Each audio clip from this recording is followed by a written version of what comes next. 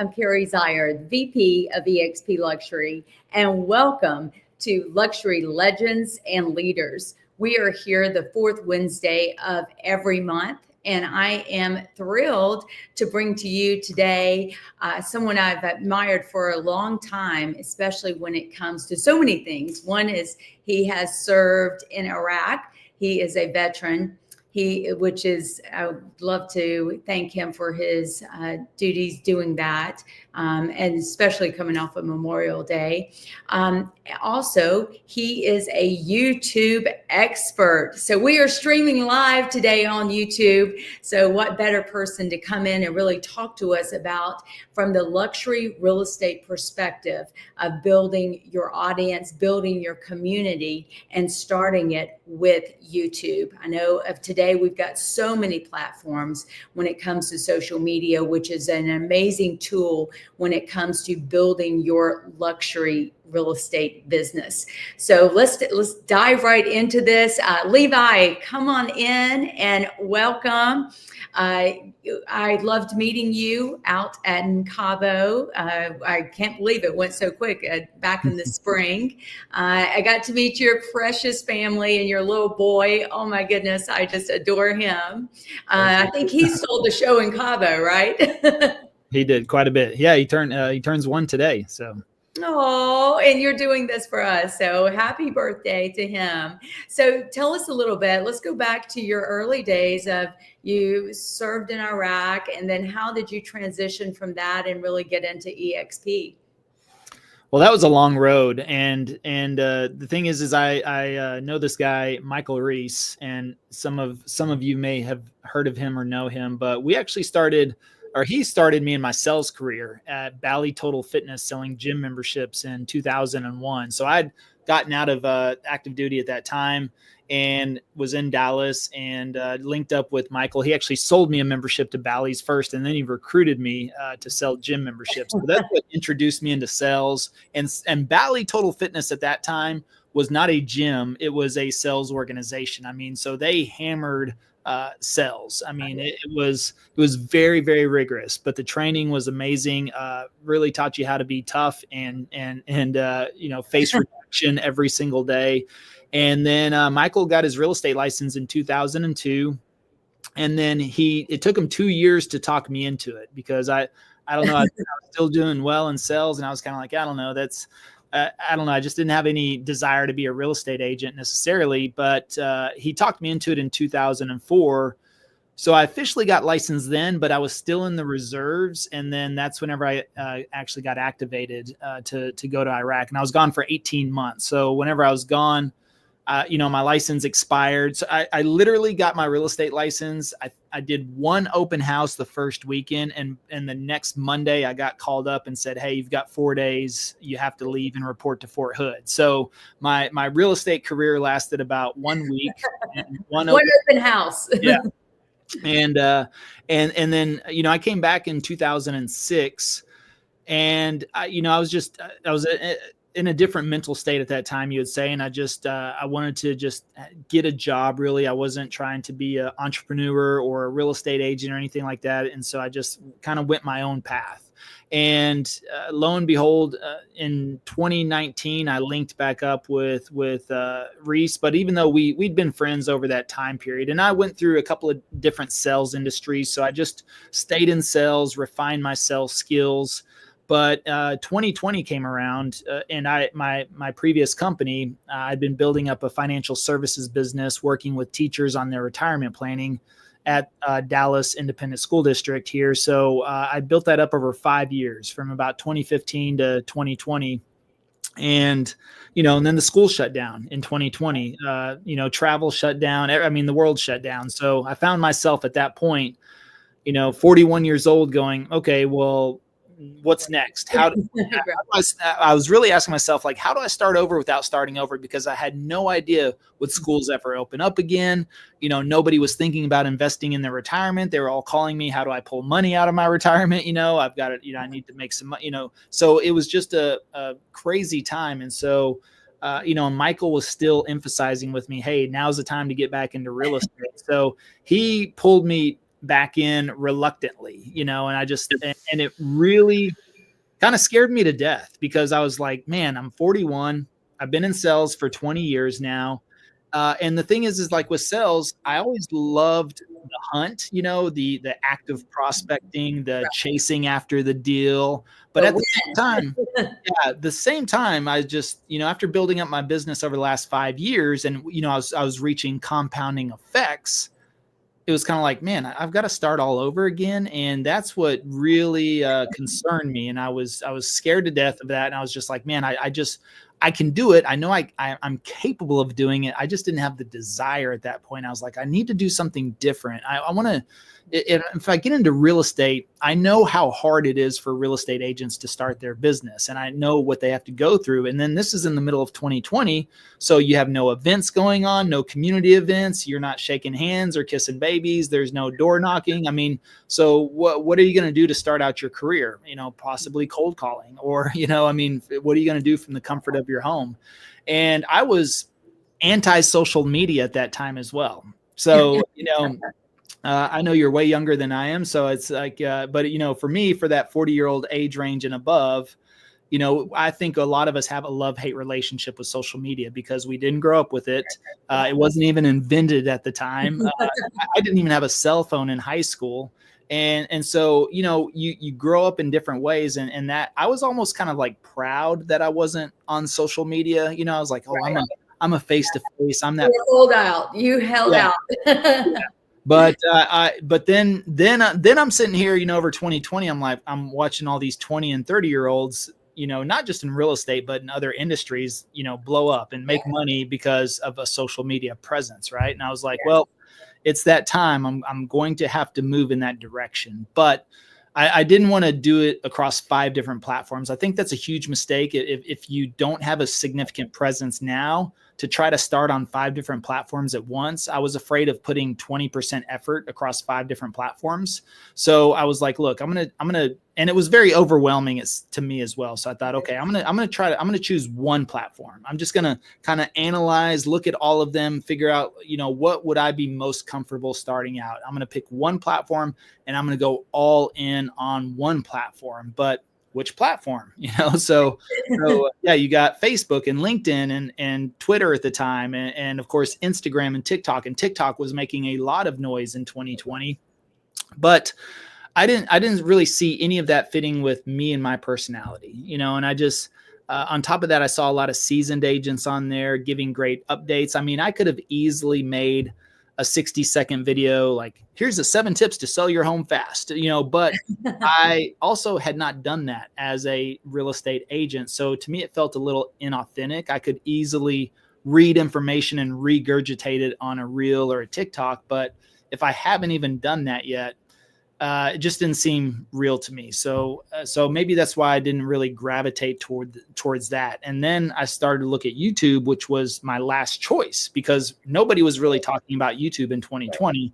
So I was looking at YouTube, and as I was reading and researching, I read one line in a book that said, YouTube is a search engine, not a social media platform. And I thought, oh, well, that's kind of cool, because I don't really want to be on social media anyways. And then I realized, oh, if it's a search engine, then people are searching for information. Maybe they're actually looking for information about moving. And then I started to look at suburbs around Dallas in the search volume, and they had 10 times the search volume on YouTube than they did in Google. And so as I started to piece all this together, I was just like, wow, you know what? Actually, I've lived in Dallas for 20 plus years. So I don't have to pretend to be this amazing agent who's never really sold anything yet. But I can be a Dallas resident, which I have been, and I can talk about neighborhoods because I've lived in them. I've visited them. I have friends that live in them. I have family that live in them. So I've been all over the Dallas area in the last 20 years. I can just speak to somebody, and I've owned homes, and I own a home, and and I've moved. I've actually, with the military and other job opportunities, I've moved across country, every direction from Seattle to New Orleans to New York to Dallas to Pittsburgh to Chicago. I mean, and I did them all different ways, with U-Haul, with moving services, moving it myself, and so I've got that experience. And so I thought, okay, well, maybe I'm not gonna be a real estate agent on YouTube. I can just be more of like a tour guide, or a fellow resident, or if you're thinking about moving here, then I can help kind of shed some light on some areas. So that just made a lot more sense to me. And then started making some videos around just Dallas as a whole and the neighborhoods. And timing helped out as well. Of course, there's a lot of people leaving California and New York at that time. So yeah, the channel just blew up from there, really. I mean, ended up closing over $1 million in GCI my first year. So that was crazy, because I was really hoping to make 100,000, maybe 200,000 as a stretch goal. And you did $1 million. Yeah. Wow. So I mean, you've dropped so many golden nuggets on here. I love what you said about the 5 platforms, and that is taught a lot. I need to be careful even how I say it, because it is overwhelming, especially when someone doesn't have a huge presence on any of them. And like you said, then to try to do one. I mean, for me, I was heavy into Facebook on my business page, but then I went to Instagram. But I still look back and look at YouTube, which is, like you said, is a search engine. And it's really, if you start there and really do it well, you can then go out with the shorts from that to do with the others. So I love what you said. That's very insightful. Of course, TikTok is fun. It's fun to look at. But I think as a business, to stream it through YouTube is incredible. So let's go back. So you've decided then you're in Dallas and you're like, I'm going for this. I'm going to start it on YouTube, and you're going. And I like how you said it as a resident, like how you more of a spectator's viewpoint of what's going on in Dallas. Is that kind of how you looked at it? So how did you get going with it? Did you go out and buy fancy equipment? Did you use your iPhone? How did you edit it? Like, how did you begin? Yeah, I was just looking for, hold on here real quick on the floor, but it's funny. I bought this little tripod, which acts as like a selfie stick as well. So I just kind of clip my phone in here, and, something like that simple. And you have a phone holder. I've got this microphone, same thing I've had. So, or this microphone set. This is less than $50 on Amazon. I think this is like $20 and this is $20. So less than $50, you can really be in business. And I did not buy fancy equipment. I just used an iPhone. I was actually using an iPhone 11 Pro to film everything with. And funny thing is, this is the original one I bought. So I've held on to this for 4 years now, which is amazing. And so, I did this for outdoor videos, for office videos. I did it, probably the first 2 years on my iPhone. Whenever I started making money, I, increased my budget to hiring a videographer. And that was mainly to do like some drone footage and other different things we wanted to move into. But before I had a drone or a videographer who flew a drone, I did driving footage. And a driving footage was I bought a suction cup and just stuck it on the side of my window and stuck my phone on the side of my window. And I just drove neighborhoods. So I would literally, in my videos, I would say, hey, I would talk about a neighborhood and then say, and I'm just going to drive you around for a couple of minutes and then we'll head over to the next neighborhood. And I would literally, have what I call driving footage. And for like usually 2 minutes, no longer than that, I would just zigzag through 2 or 3 or 4 or 5 blocks. And I would kind of watch the timer. And whenever I hit 2 minutes, I was like, okay, that's probably enough, and play some good music in the videos and just kind of put somebody in the car with me, riding through that neighborhood. So yeah, you can do things. You don't need a drone. You don't need drone footage. Although now, there's a lot of stock footage you could get online. And one thing is though, is I never edited a single video, and I still haven't to this day. So, that's something that, it's not, I just don't think it's worth your time. And it's better served to pay somebody to do that. So I didn't have a marketing budget when I started. I had an editing budget. And by the way, over the last 4 years, the first 4 years of business now, I sold 482 homes with no ad spend and no marketing budget, and that was just from the YouTube. So But I never edited a single one of those videos. And that allowed me as well to just continually produce content. On top of that, I did meet Travis, who's my business partner, and he did handle quite a bit of that production as well. So, and so that allowed me to stay consistent on content, because that will be a challenge that will come up is, once a YouTube channel compounds, it could be more business than you could handle. And so you'll have to put in systems or processes or people in place to be able to handle that, which it's a good problem to have, Yes. or you scale back on content, and then of course that will reduce lead flow. But I would rather increase systems, processes, or peoples before I decrease lead flow, So to back up for some of our listeners so that they can leave with action points, just list for the basic person that is just starting. Maybe they don't even have 1 subscriber or 5 subscribers. I think the content drives it, correct? Mm-hmm. Did you have a brand already, or you were forming your brand as you did it? Like, or you just straight went after content, and then content led to people then asking you, inquiring about real estate? Was that more how it worked? I had zero brand. I had zero brand, and nobody knew who I was as far as real estate in Dallas. And then, of course, Dallas, you've got the big names, you've got the brokerages and the teams that have been around for 20 years, and their signs are all over every neighborhood and every yard. And I just was like, okay, yeah, how am I going to break into that? Well, you did. Yeah, I found the gap in the market, which none of those big teams or big names were on YouTube. I just focused on search-based content, really, ideally, because, going back, like you said earlier, TikTok is fun to look at. Mm-hmm. And I think that's exactly what short form platforms are. I typically go to Instagram literally probably 30 minutes before I go to bed, because I'm pretty much brain dead at that point, and I don't want to consume I don't want to learn, or I don't want to read an email or anything. I want to watch a few funny videos. Now I might learn how to make some cottage cheese brownies,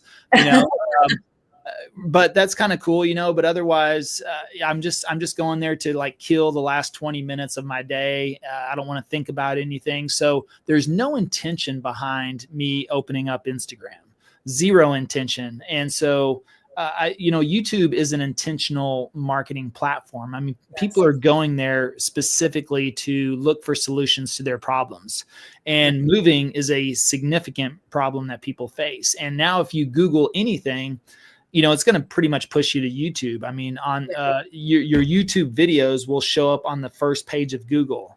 And so it's something that even now it's starting to give AI overviews. If you Google something, it'll give an AI overview at the beginning. And usually that is linked to mostly a lot of our videos, because we've covered a lot of those areas. And so it's cool to also see that aspect of it. So there's a lot of power in video, and so no, zero branding. And the funny thing is that because I knew Dallas and I just talked about neighborhoods, I didn't talk about real estate. I didn't say, hey, I'm your local real estate agent, I can help you out. I was just like, hey, I'm Levi. If you're thinking of moving to Dallas, give me a call. So I kind of positioned myself more as a friend or a guide. And I talked about what I knew as far as moving to the area. I didn't give stats and data and, hey, home prices are up, home prices are down. This is the media. I just talked about the areas. And as the phone calls came in, that's what people love. Well, you know what? And nobody, even to this day, nobody has ever asked, how long have I been in business? How many homes have I sold? What brokerage am I with? Am I a top producer?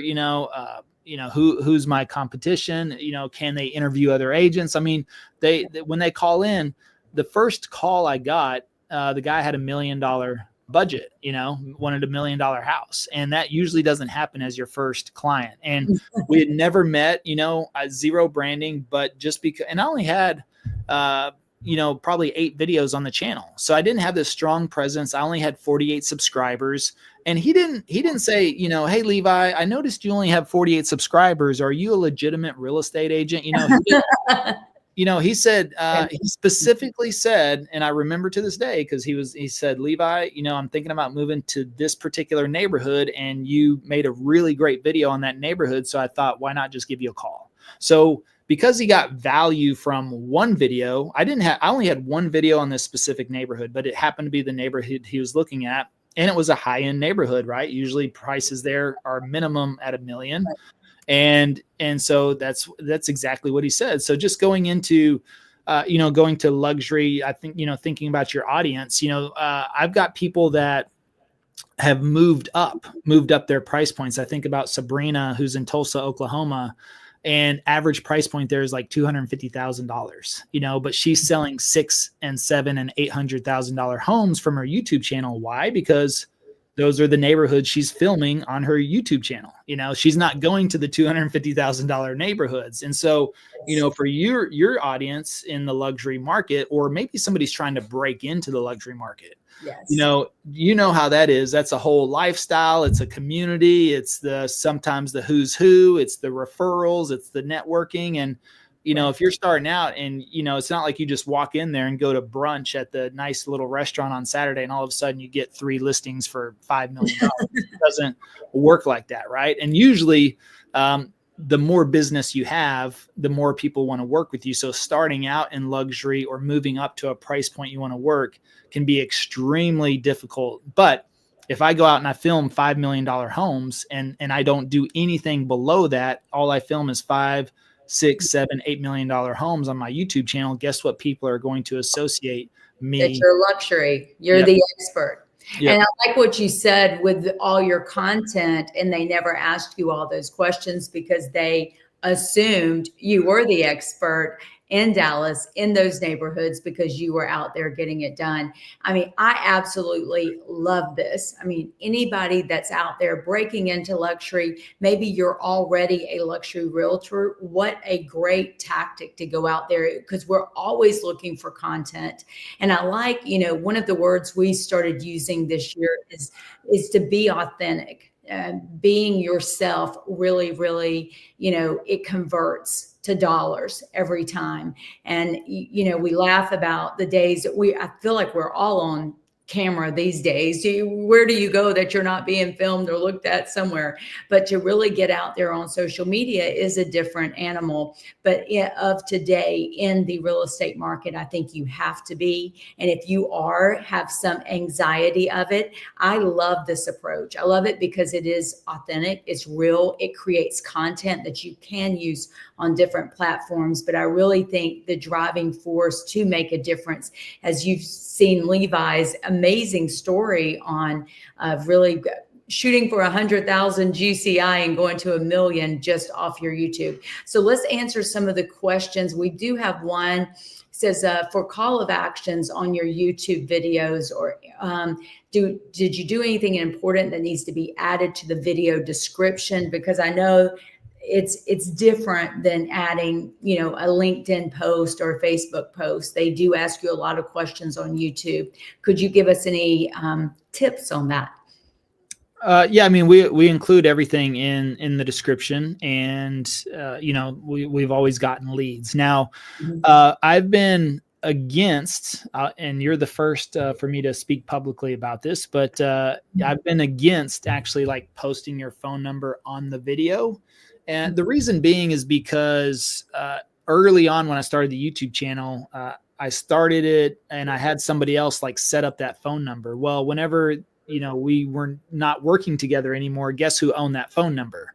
And it had been placed on a couple of the videos. Now I was able to go back and blur out that phone number, but it took me a couple of weeks to figure that out. So I probably was losing leads for a couple of weeks because that phone number is on the video itself. Now, I've been against that, and I've always told people, hey, just go to the description, because the description I can change anytime and nobody knows the difference. It doesn't matter.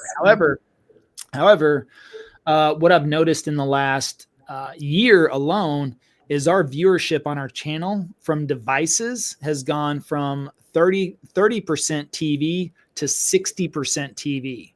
So 2/3 of our audience is now watching on TV. And if you think about that, it's like, oh my goodness. Well, with the smart TVs now, it's very Well, if you're watching on a TV, you can't really get to the description of a video. So yeah, I mean, just make it easy. The path of least resistance. If if somebody comments, hey, and actually comments, how do I get a hold of you? I'll say, yeah, happy to chat. Here's my phone number, and put my phone number in the chat, instead of saying, well, the phone number's in the description, or it's on the channel, or, and if you look on our homepage of the channel, we have actually 5 calls to action built in the homepage, where you don't have to scroll. So if you just land on our channel very first time and you don't scroll at all whatsoever, there's actually 5 different calls to actions that we have on there. So they're subtle, and nobody's going to be thinking, oh my God, there's 5. It's just again, making it very simple. Yeah, you can see that. So we have the subscribe, like right in the middle, subscribe. That's a call to action to subscribe to the channel. To the right is a QR code that they can scan. That's a call to action. You have a phone number that they can dial. That's a call to action. In the middle, moving to Dallas, let's chat. They can fill out a survey. That's a call to action. And then right there on our trailer video is, again, phone number, email, and link to book a call. So right there, you've got 5 calls to actions, and you don't even have to scroll if you come to that channel for the very first time. So it's, something like that just gives people different ways to reach out and contact you. And it's really ideal. Oh, I love your hook. I'm leaving Dallas. That was a good one. Yep. I know. They were asking about thumbnails. How important are they, and with the title? Probably the 2 most important things on YouTube is thumbnails and titles. So, we're visual creatures, and you think about it, your eyes can process an image in 0.7 of a second. And when you log on to YouTube, what are you doing? You're basically judging, what do I want to watch, pretty much based on thumbnails. You log into Netflix. Guess what that is? It's all thumbnails. You look at a magazine cover, that's basically a thumbnail. You look at a billboard, that is a thumbnail. As you start to get in this world, you start looking at things differently. Postcards are thumbnails, right? So if you're thinking about what should be my visual components on a postcard or a billboard or a magazine ad, or that's no different than YouTube. So look at Netflix. You ever notice Netflix on some of the shows you watch changes the thumbnails every 2 or 3 days? Why are they doing that? They're seeing what could generate the most clicks. So we look at that. We measure click-through rate, which is, if YouTube shows your video to 100 people, how many people will click on it? You want at least between 5 to 10 minimum. YouTube likes anything above 2%, but really if you're at 4% or 5% or above, that's typically ideal. We like to be in the, 6 to 10% range ourselves. Usually we'll come out of the gates with 12, 15%. So that helps drive the video at the beginning. And then, titles, very, very important. They should create some sort of curiosity and interest into clicking, because, we read left to right, pretty much top to bottom. So if you look at YouTube, your thumbnails are going to be first and foremost, and titles are either going to be underneath or to the right. So we're always looking at thumbnails, probably scanning what visually captures us to get us to read a title. And then that's what will get people to click. You froze just for a minute. There you are. You're back. There you are. I've got so many questions. Okay. Watch time and subscribers. So what if someone's out there and they are adding content, but there's just no subscribers? I get asked all the time, should they pay for some of this? Should it just be straight, raw, authentic, and then you get your subscribers over time? Are there shortcuts, or is that absolutely taboo, never to do that? I would never do it. So just let it be raw and organic, and that's the best way to do it. You definitely don't want to pay or buy subscribers at all whatsoever. Usually they're just going to give you out of country subscribes that mean nothing at all whatsoever. So it just becomes a vanity metric. The most important thing to me is phone calls. Again, when I got $1 million phone call with 48 subscribers, they weren't looking at that. Now, is it nice when you hit like 1,000, you get the little K beside your subscribers? Yeah, that's always cool. But we've had a lot of people doing business with less than 500 subscribers, doing 2, 3, 4, 5, 6, 7, 8 deals under contract. So it doesn't really matter, but it does help the ego a little bit. And then and then right now the other thing is that subscribers used to really matter, because that's what YouTube would give you when you opened up YouTube. It used to be all your subscriptions, but now it's what are you most likely going to watch. And so you can start watching, if they watch one of your videos, YouTube's going to serve up more of your videos to them, whether they're subscribed or not. And so people could actually start watching all your content and never even think about subscribing, because YouTube is so good now at predicting what they believe you'll actually watch and spend time on.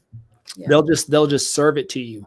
And so it's creating an effect of, subscriptions really mattering a lot less these days. So it could be a little bit more difficult right now to gain those subscribers, just because of the algorithms and the way they're working, which they're working in your benefit, just not in the subscriber manner. Oh, I love that.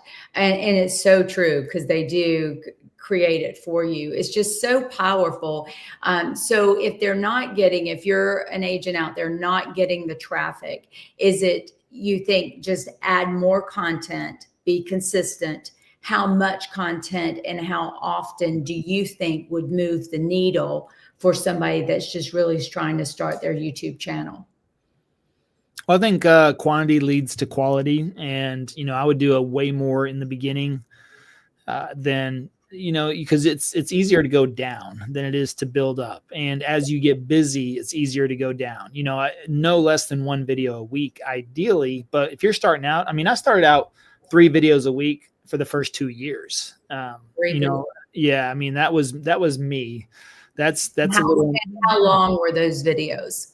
Minimum 20 minutes probably. So, easily an hour's worth of content each week, 20 minutes, 20 minutes, 20 minutes. Sometimes they were 30 minutes. But again, I had the really the luxury of time on my side in the beginning, because I had zero business. So I was just like, well, I'm going to pump out as many videos as I can. But you want to stick to a cadence. So I was like, I'm going to do 3 a week and do that for as long as possible.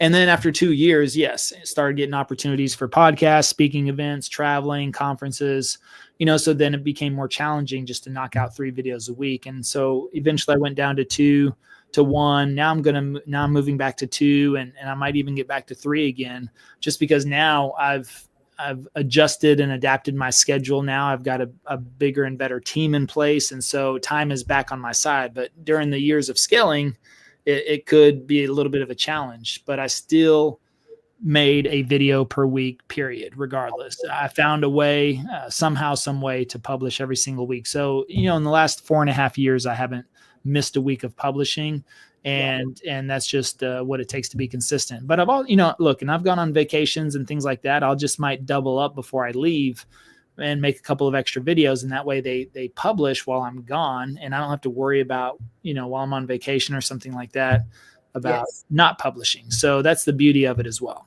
Well, content is king for sure. Okay. So it says, Carrie, could you ask Levi to describe these systems he created and the processes to serve the clients and to scale? Great question. And that absolutely. So we built up, and before you answer that, what are the best days to post, would you say, if you posted 3 times a week? Is that Monday, Wednesday, Friday?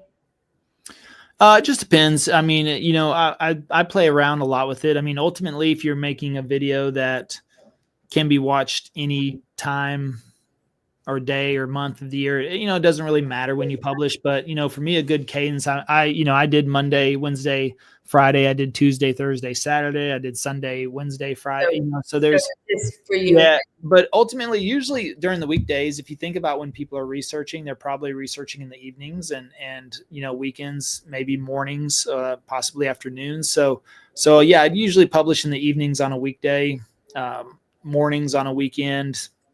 And I met a couple actually the other day in the community. They stopped me and they're like, "Hey, we love all your videos." And he literally said to me, he's like, "You're my you're my Saturday morning show. It's like every Saturday, until he moved here, he's like, I sat down Saturday mornings and I watched, as many of the videos that you had as I could. So, it's just when people have time, and typically that's probably going to be evenings or evenings during the weekdays or that. But yeah, if you're going to try to do 3 a week, try to stick, to the same 3 times. I mean, you do want to create some sort of consistency with your viewers. That does help as well. But yeah, I mean, otherwise, probably not that big of a deal. I mean, how YouTube really measures this is that when you release a video, they're going to serve it up to 100 people or so first to kind of see how they react to it. And if they watch it and interact or get good views, it's just going to keep serving it to more and more people. So I love it. To answer the question that we just talked about, systems, and if you've heard me on any of our masterminds, systems are everything when it comes to scaling any type of business, especially what we're talking about now. So what were some of your key systems as you got going? Now you've got a flow of people that are interested. How did you capture those and, turn it into this big business that you created? Yeah, people, this time around, I was in the mindset, and I kind of got this from my parents, which love them, but they, my dad worked a job until he was 70 to maximize Social Security, so it, and they were always in the mentality of you want things done right, do it yourself, don't trust anybody. I mean, that was kind of like that generation. Yeah. Don't trust whatever you do, everyone's going to steal something from you. And I held on to that, I think, the first 20 years of my career because I was a solo salesperson, but I always liked the interaction. Like I loved working with people or sitting down in front of them or, trying to turn a stranger into a client. I mean, that was the fun part. But at that point, like I said, when I got into this, I was burnt out. I was just kind of like, I don't want to do that. I don't want to be starting over every single day and every single month. And, now it's the first of the month, so everything resets. And what am I going to, and plus over 2020, I just started reading a lot about owning a true business because, as a real estate agent, you're not a business owner, you're self-employed. And until you implement people, processes, or systems, or something like a YouTube channel that works for you when you're not there, then you don't own a business. If your lead generation is dependent upon you, you don't own a business, you have a job, and then you're always going to be tied to that, that's where you're going to be accused of not being present with your family or not being present on vacations or, not wanting to go on vacation or go to a conference because it takes time out of your business. Well, it's not really a business if you're not allowed to leave, or do anything. So for me, it was people. First of all, it was like, okay, I've got to get a TC in place. I've got to get, an assistant. I've got to get somebody that can help out with, this, or basically everything I could. I started to hire people for everything, an editor from the very beginning. That was the first hire was an editor. Because I knew that was something I wasn't going to do.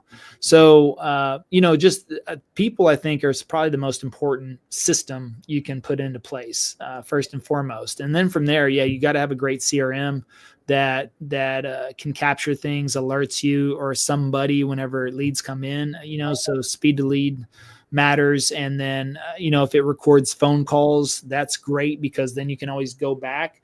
And even now with AI and everything, it's crazy. It's funny to say, well, when I started on YouTube, I know. When I started 5 years ago, but hey, the world has changed. There was no AI. Now it's just like, I mean, my goodness, you can implement AI into basically everything and not even necessarily need people for a lot of these things. So you can have that system in place. So I would be maximizing AI first and foremost, and then people and then from there, follow up and maintenance. And so that's what I'd be working on.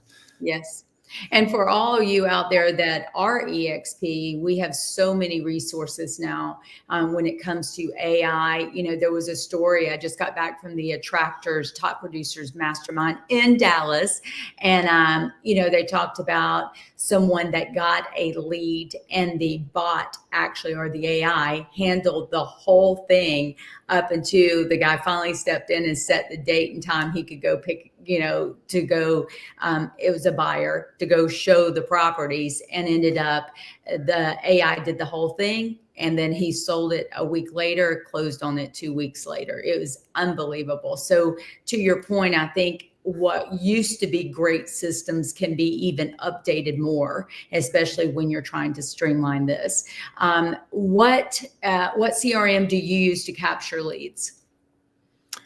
We used High Level for the first couple of years. We're integrated in with FollowBoss now, so I think High Level is more of like a marketer's CRM, and then FollowBoss is really built around real estate and real estate agents. So both have their pros and cons. So we kind of use a combination of both. I love it. I'm a FollowBoss person as well. I think it's easy to use. And like you said, it's built for a lot of leads and to streamline them. I agree with that. Monetization. Everyone would love to get to that point. Explain a little bit about that. I know, we've talked about everything from if you're a new person, but I always like this, what's the big goal here? It's to create leads, to create content, get your branding out there. YouTube is absolutely king of that. But at what point does it monetize? Well, I mean, they have metrics for that. And, I make way more in real estate commissions than I do off of the monetization. Yeah. So yeah, it pays a few bills here and there. It's nice. It's a little bonus, but but you have to hit those big numbers. Yeah. You've got to get millions of views if you want to earn a full-time income from it. So I would just focus on generating leads and doing real estate deals. Okay. Well, we're going to wrap up. Jeremy, if there are questions out in the audience, our listeners, please have them scroll into us. We're streaming through StreamYard. I like to actually see the people. So we get to, Levi and I get to see each other. So any chats or any messages, make sure Jeremy will be giving them to us. But in wrapping up, YouTube is, to me, it is a challenging thing. I think a lot of people are scared about it. I know I have been, and I appreciate your time because you've come in to make it real and really given us some actionable items to go out there and really increase our business, because content is king on all platforms. And why not have it in an engine that you can be searched? And, we really talk about the play of how, yes, we've always had Google, and we've had YouTube, but now we've got ChatGPT. And really how that, more people are going to ChatGPT and asking, who's the best realtor in Dallas, And so, and like you've already said, AI is pulling from Google, but it's also pulling from YouTube and those other things. So I think we're in a new world of really getting out there. It's not just the Google search engines anymore. We have way more platforms to take advantage of, especially when it comes to real estate. And specifically, what I like to talk about is luxury real estate, how to stand out there and do it. So call to actions, if you've given so many, but again, what are, as we're closing up, what's some go-tos that you would tell anybody? And I would act like we're all newbies, because none of us are, that I know of, are to your level yet. We're going after you, Levi. No, I'm kidding. But seriously, what, besides the content, get a great editor. I do believe in that. The playlist is important. Somebody commented they love how your playlist and keywords are. You've just done a great job, but anything that we've left out for action items for our listeners? Yeah, well, they can get the book Passive Prospecting, right? This will be your quick go-to guide. your quick go-to guide. I mean, this is the least expensive way you could get a full overview on everything that we're talking about. But, going back to luxury for your audience as well, Ryan Serhant wrote the foreword for a book, and he wrote in there, he told the story about how he never had a 9-figure listing before. And for those of you not familiar with 9 figures, that's over $100 million. So imagine getting a $100 million listing. But, he saw a ranch in Colorado listed for $250 million. And this is Ryan Serhant, and he called up, and this is, in the middle of his TV show, all kinds of stuff. But he called this other agent and said, hey, can I come film your 250 million? It wasn't even in New York, right? So not even really in the market that he's in, but he went out and did a video on that $250 million ranch. And a kid from Dubai watched that video, told his dad, hey, this is the guy that should list our apartment in New York City, which he listed at $150 million. And so, that's what Ryan wrote in the foreword, was talking about, moving up to that price point that he wanted to be in. He talks about his future self, like who am I in the future? Well, I'm in the future selling $100 million listings. But what did he have to do? He had to access somebody else's and basically put himself in that position to do that. And then since then, that allowed him to get that listing. And now he's had multiple. I think he's done $200 million sell in Florida. Yes. So, that's opened the doors for him. And so this is a way for you to create your own reality. And like I said, breaking into the luxury community in your local market could take you time, energy, effort. Yes. Everything good does, but it may happen a lot sooner with the YouTube channel. Absolutely. Well, Levi, thank you so much for your time. I know it's your son's birthday, his first birthday. Tell him happy birthday from all the EXP Luxury gang. And again, we thank you. I challenge all of our listeners today, go out there, create that content, do something different, and it will guarantee I guarantee you it will make a difference in your career. So let's step out of our comfort zones and make it happen. So thanks, everyone. We will see you next month on Luxury Legends and Leaders.